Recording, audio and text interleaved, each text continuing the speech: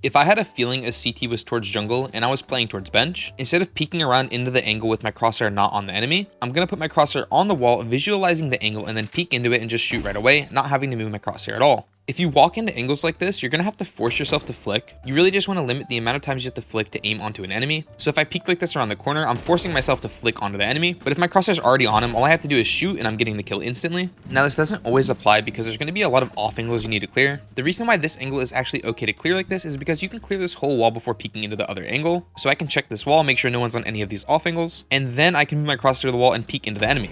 But let's say I wanted to peek jungle from this side of a site. If I were to put my crosshair on the wall right here and then peek out into the open, you can see I'm forcing myself to flick all the way over to this person's off angle, and he's probably just going to get the kill on me. So before you peek any common angles, you want to clear as many off angles as you can. So in this instance, we can kind of do the same thing by keeping our crosshair through the wall, but being more diligent about doing it for the off angles before doing it for the most common angle. So after we clear these off angles, then we can get ready to peek into the most common angle.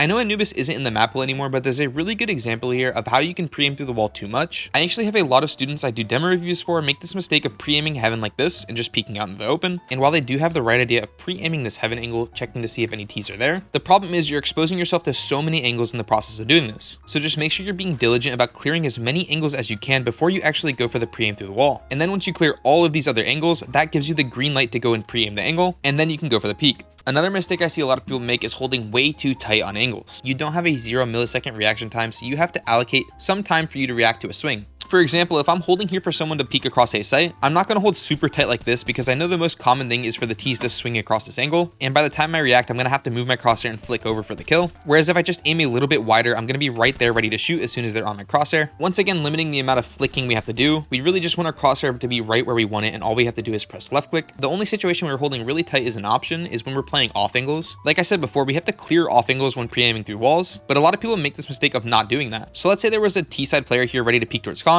They might pre-aim through the wall like this and peek out into connector. And if we're playing an off angle like this, we can hold really tight because when they're getting ready to peek into connector, they might expose their body like this, and we're going to be able to shoot them before they even see us. One more thing I wanted to go over is one of the biggest mistakes I see people making when it comes to aiming at head level. Now, a lot of people think that when you're further away from a person, you have to aim lower to get to their head. So if someone was holding this palace angle like this, I might see people lower their crosshair a bit, thinking that they need to aim lower because this person is further away. Or if they think someone is super close to an angle, they're going to aim higher, and they might come around this angle like this, thinking they need to aim super high because someone's going to be close. And while yes, if you're super close to a person, you will be able to aim higher because you're going to be right next to them, but in most cases, your crosshair just needs to be at a normal head level. And what I wanted to show you is that no matter the distance, the head level is basically the exact same. You don't have to worry about lowering your crosshair or raising your crosshair because head level for these two enemies is still the exact same. So if I was aiming at this close player and then I move over to the further away player, the head level is the exact same. The only thing that can change this is the differing elevation. So obviously if I'm lower than this player up here, I'm going to have to aim higher coming around a corner, but that skill just comes with map knowledge and understanding angles on the map. But for the most part, I just wanted to say don't worry about raising your crosshair for players closer to you or lowering it for players further away. Just focus on keeping it head height, and 90% of the time it's going to work out for you.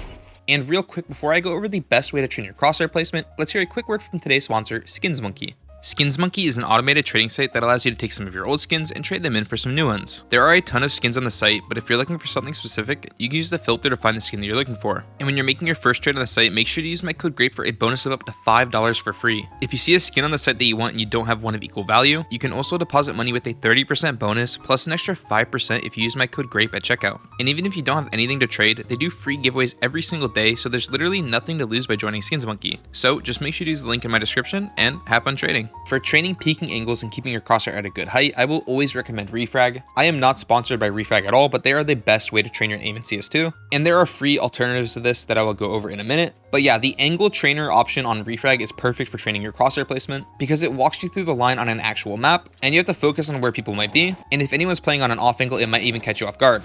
So in this situation, we're just working through Mirage, and it will have real game scenarios where we have to go diligently through every angle, because if we mess up and end up dying, the position of the enemies actually changes. Now we have someone towards connector, and the second player is bottom con. So it's not even about memorizing exactly where the bots are when you're training. It's about clearing every angle every single time you go through the arena, just like you should when you're in a game. Now, if you want a free similar version to this, all you have to do is go to the workshop. So just go to play workshop maps and then click on visit workshop, and then just go right here and search for pre-fire, and you'll see a lot of maps that you can try. I haven't tested every single one of these maps, but I know they work similarly to Refrag. So if you go into Mirage Pre-Fire, start the map, and we're in a similar situation as Refrag. In Pre-Fire, it's a longer arena and you're going through a whole section of the map. So we're going to go through the entirety of a site, all the way through to jungle, clearing every single angle, and then you go into the next arena.